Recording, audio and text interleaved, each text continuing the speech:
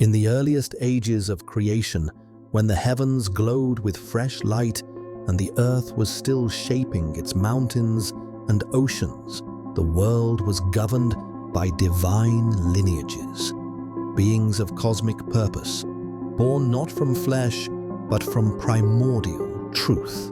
Among them, two bloodlines shaped the destiny of Southeast Asian and Indian myth for thousands of years: Garuda, the celestial bird of fire, and the Nagas, the ancient serpents of water and shadow. Their rivalry was not born from chance.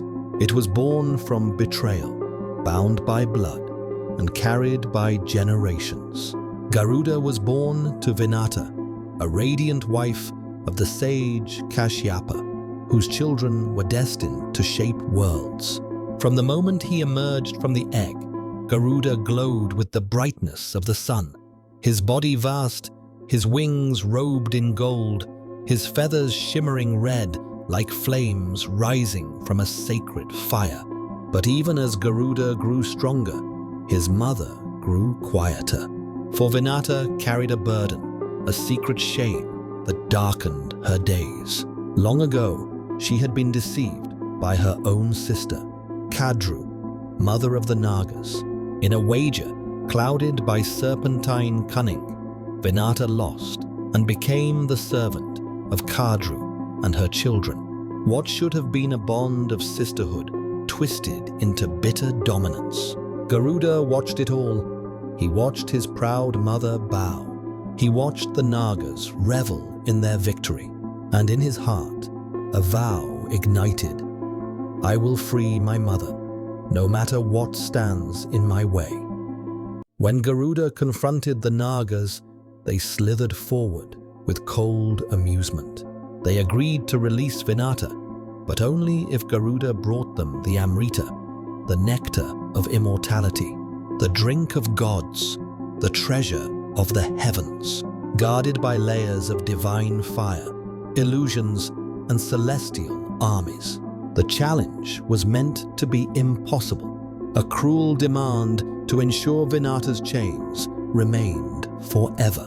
But the Nagas underestimated the fire within Garuda. With a roar that shook the sky, he launched himself upward, tearing through clouds, shattering winds, and blazing toward the realm of the gods.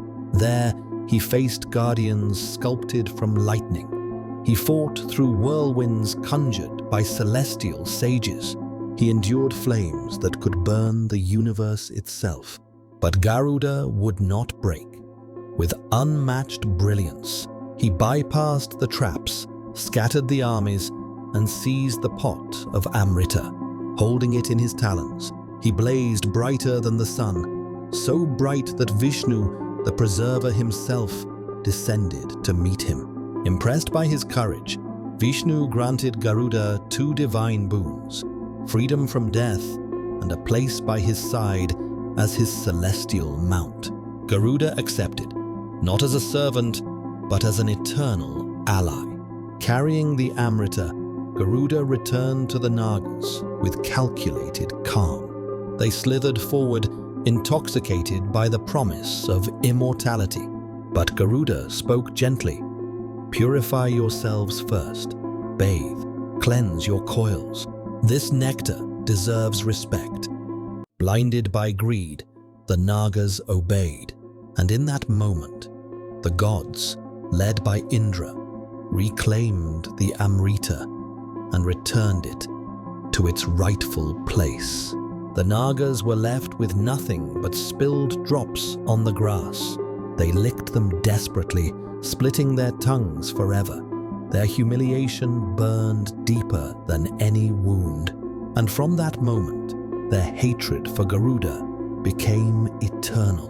Garuda, now the soaring symbol of truth and freedom, rose to divine honor. The Nagas, masters of secrets and shadow, coiled deeper into the earth, guarding treasures, temples, and ancient magic. Across India, Garuda appears crushing serpents beneath his talons, a reminder that truth must restrain deception.